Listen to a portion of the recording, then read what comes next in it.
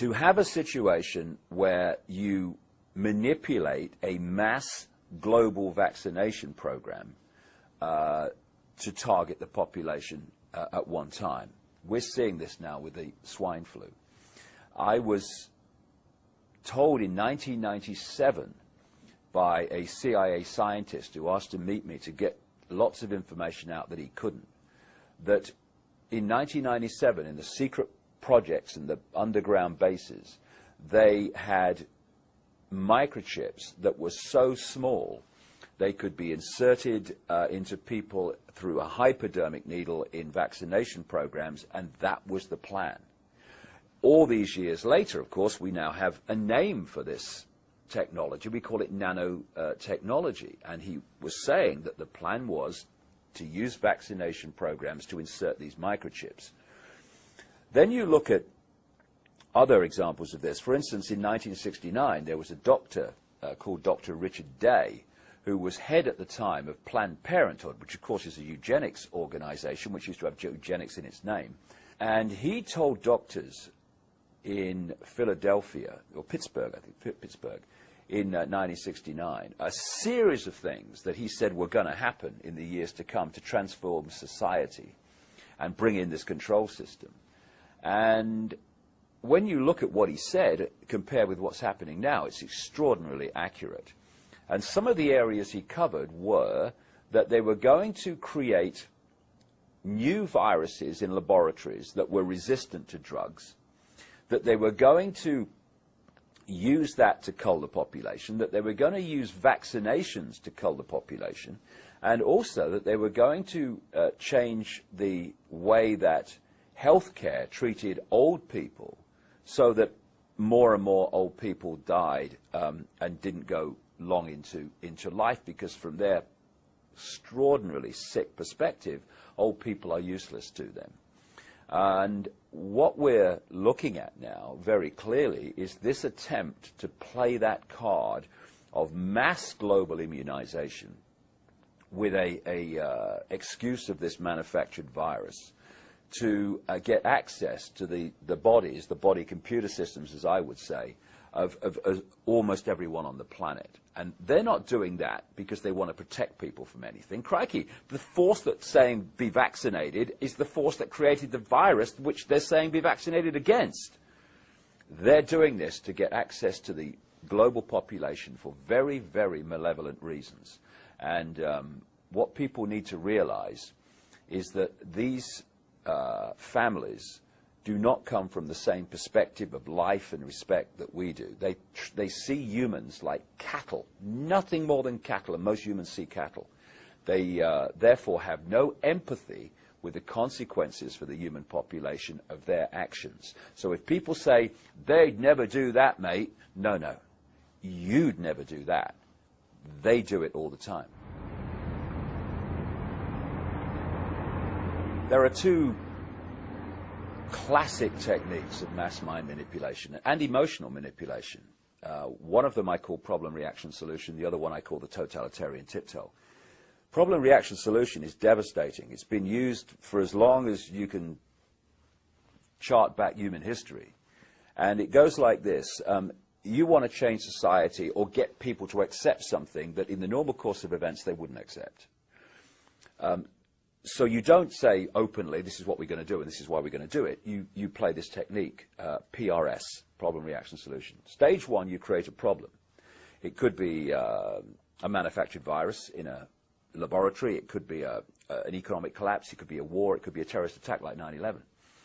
You then, through a pathetic, unquestioning media, which at ownership level and lower levels too you control, you get through the media, you tell the people the version of that problem that you want them to believe, i.e. swine flu broke out on a pig farm in Mexico. Yeah, flying pig farm, thank you very much. That 9/11 was orchestrated by a guy with a beard in a cave in Afghanistan and all that stuff. You want a reaction at stage two from the public of outrage, of classically fear, and you want them to either say to the authorities, do something, or you want them to accept what the authorities suggest must be done. So you can go to stage 3, which is to offer the solutions to the problems you have covertly created. And with the swine flu, and whenever I say swine flu, I mean swine flu in quote marks, because it's not swine flu, it's a combination of flus created in a laboratory. The swine flu scam is classic problem reaction solution. You create the virus, you put it out there, you say, oh, there's a problem, we must have a solution, which is the vaccine.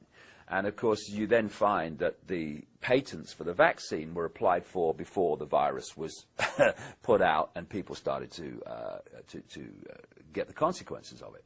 It's quite obviously a blatant scam, and through the mainstream media that doesn't connect these dots, which are there to be connected to anyone with a brain cell on active duty, the vast majority of the public go along with it. But what's really encouraging at this point where I speak is the number of people who are saying no to this, and their backbones need to stay stiff when the pressure comes on more and more to accept it, to say no and keep saying no, because this vaccination program is a key fundamental brick, plank, whatever you want to call it, within this whole agenda. And if we can throw a spanner in the works of this and have vast numbers of people refuse the vaccine, it actually throws a spanner in the works of so much more that is due to come along afterwards. People have asked me over the years, you know, what's planned? And I've said, read 2 books, George Orwell's 1984 and Aldous Huxley's Brave New World. The latter was published in 1932, Orwell's book was in 1948. Because these two had access to the agenda through something called the Fabian Society, they weren't writing from imagination. They had an understanding of where this was supposed to go. And in Brave New World, you have Aldous Huxley describing a society in which children are disconnected from their parents, where they're bred in laboratories, and where drugs are used to get the children to, and as they become adults, the whole population, to love their servitude and not rebel against it. And we are now seeing quite blatantly the movement to remove children from their parents.